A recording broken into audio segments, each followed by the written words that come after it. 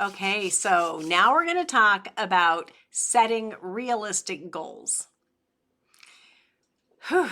Now, depending on your personality, let's just talk straight here. You may think you have realistic goals. You may know that you don't. Sometimes people set the bar way too low because they have no confidence in their skills. They're afraid that they're not going to crush it, and they want to crush their goals. So they'll set their goals so low that they know they can crush it, and by doing that, it's too low. Then they lose their motivation because they're bored. Others will set really lofty goals, and they totally set themselves up for failure because it's just not humanly realistic. Possible, yes. Realistic, no, for something like that to get done. I have been on both sides of this, and I will tell you, I sit a little bit stronger or a little heavier on the lofty goals. So I often will have to readjust my goals. But let's jump in here. And if you're ready to set some realistic goals, let's start with the top 10 strategies for setting realistic goals. Now, number one, and I think you already know this, is just be specific in your goals. All SMART goals are about being specific. So start there. Don't say, I want to write a memoir in a month, though you could. You absolutely could. You could do it conceivably in a week, but don't unless you know that that's realistic. Don't set that goal. Don't do that to yourself. Instead say, I want to write 500 words a day as I start working through my memories and start my planning. So I'm going to start practicing 500 words a day and going through some writing prompts. That's a really great place to start. Watching this video is a great place to start. Getting through the video in 1 day or 2 days, or whatever it takes for you to get through it. It may be a week, it may be a month. It's about your timing, not anyone else's. So be specific and for yourself. Be realistic. We kind of talked about number 2 already. Break it down into smaller chunks. When you're writing a memoir, it can be overwhelming. You're going through a lot of emotions, going back through and reflecting and remembering. The emotions are great. They're empowering, or they're depressing, or maybe you're getting some closure. But there's a lot of emotions going through you as you're doing this. So break your goals down into something that's not overwhelming. Break it into those smaller, more manageable goals, like the weekly goal that we talked about, and set those goals for each chapter or each section rather than trying to write a book all at once in, within a month. Just don't do that to yourself. Don't do it. Number 3, prioritize. With this, making writing a priority, you want to set time aside every day for you to just go through the writing. That's why it's important to set that, the 500 words a day or whatever it is.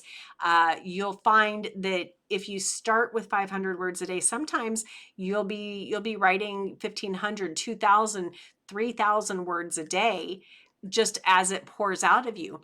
But you don't need to set a lofty goal like that. Just set a realistic goal and prioritize the time to hit that realistic goal.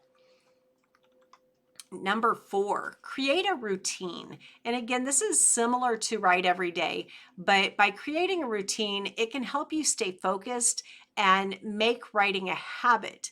Now, they say that if you do something for 21 days, it becomes a habit. So like you can change the way you eat, you can change the way you think, whatever. And I am certain that's true. It may not necessarily be nature by 21 days, but over time, it does create a habit. It does change the way you think, the way you operate, and it will happen. but you have to start somewhere, and you have to have the self-discipline to stick with it until it does. For each person, it may be a slightly different time frame, but just create a routine and give yourself that discipline until it's a routine. Number 5, celebrate small successes. Every win is a win worth celebrating. There's going to be things that trip you up, things that break you emotionally a little bit. So celebrate every chance you can. You don't need to celebrate like, a trip to Fiji because you got your outline done. And though you could, if you could, I would love to do that. but find a way to celebrate. If it's a dinner out, if it's lunch with a friend, or buying yourself a new pair of shoes, getting yourself a new computer, whatever it is for you, celebrate small successes on your way to the finish line. And that's one of the things that I always coach my clients is this is a journey, and the journey is something you really need to enjoy. So if it becomes tedious and tiresome and you don't enjoy it, you're doing it wrong. So set your small goals so that you have lots of small successes to celebrate on the way. Number 6, be realistic.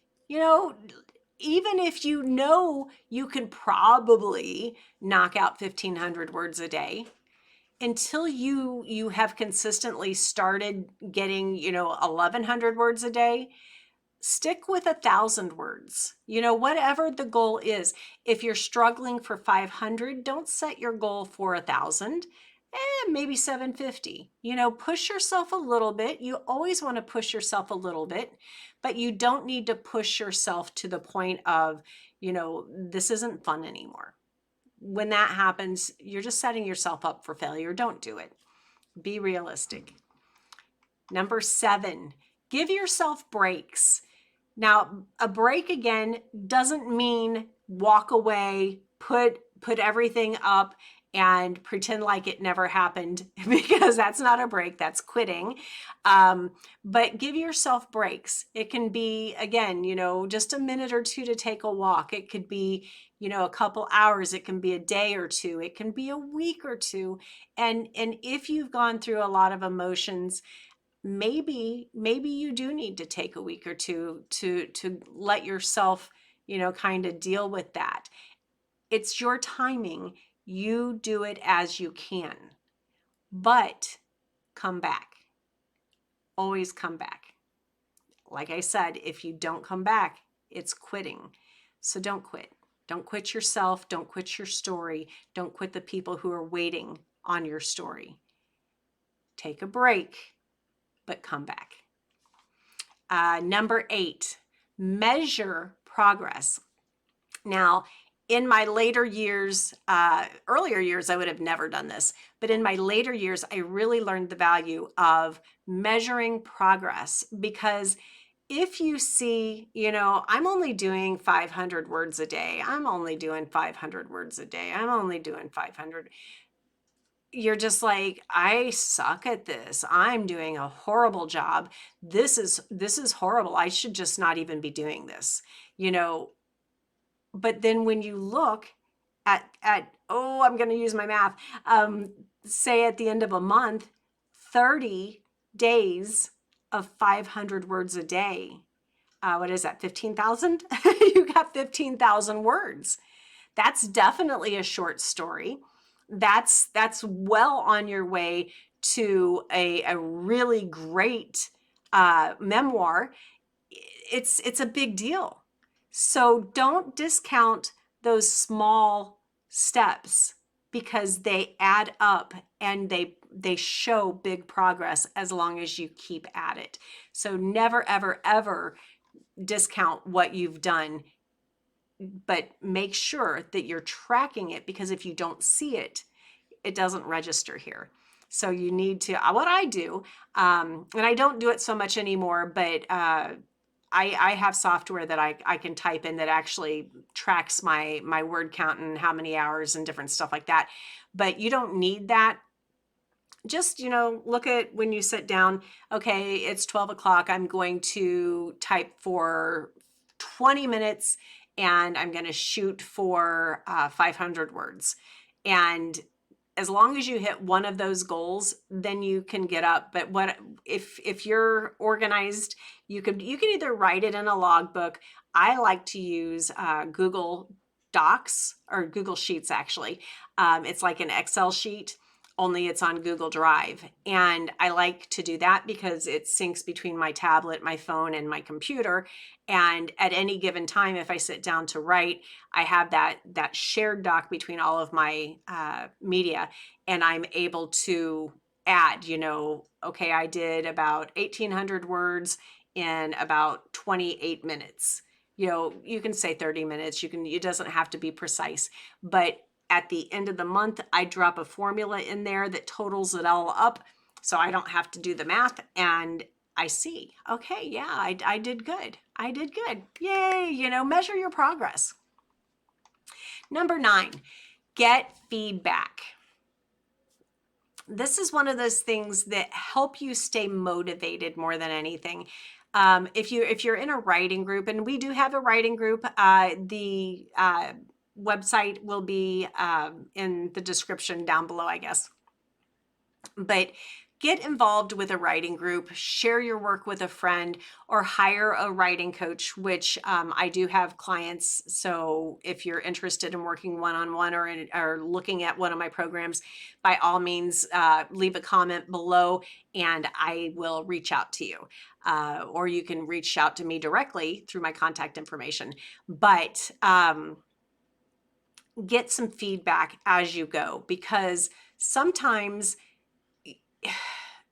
if you're out on an island and you think you know what you're doing and it feels kind of right, but you're not really sure, your speed starts to slow down, your confidence starts to linger, and just, it's tough. It's tough to do something completely on your own. Don't do that to yourself. Get in with someone and just, even if the feedback is constructive, which we all know constructive is code for it might sting a little bit. Even if the feedback is constructive, it at least gives you some direction of, okay, yes, I'm doing great on this, but I need to work on this. And then if I do this to change over here, then I can do that. And then once you know that and you feel good about that again, you're reignited, you're re-inspired, and you're like, okay, now, and you'll find that your word count probably will increase considerably just for having that interaction with somebody else. Number 10, don't be afraid to adjust your goals. Now, what I really want to say here is be flexible. You adjust the goals, obviously. If you're not making progress and you just keep going further and further and further in the hole of what you're planning on doing, then adjust your goal. You don't have to stay, well, I started with 1,000 words a day and it's been 6 months and I'm now 433,000 words in the hole. Don't do that to yourself. If you see after even just a few days to a week, give yourself about a week to see if you can make that goal. And if you can't, then drop it down just a little bit. Don't drop it dramatically. See where you are, see what the average is, and then add just a little bit, whether it's time or word count, whatever you want to do. Just make it a little bit of a reach. On the other side, if your goal is 500 words and you're knocking out 1,000 and you're just like woo woo woo, bump that up a little bit. Don't linger with a 500 word goal if you're totally doing 1,000 every single day, or most days even. So bump it up to like 1,200. don't just go to 1,000. You're already doing 1,000.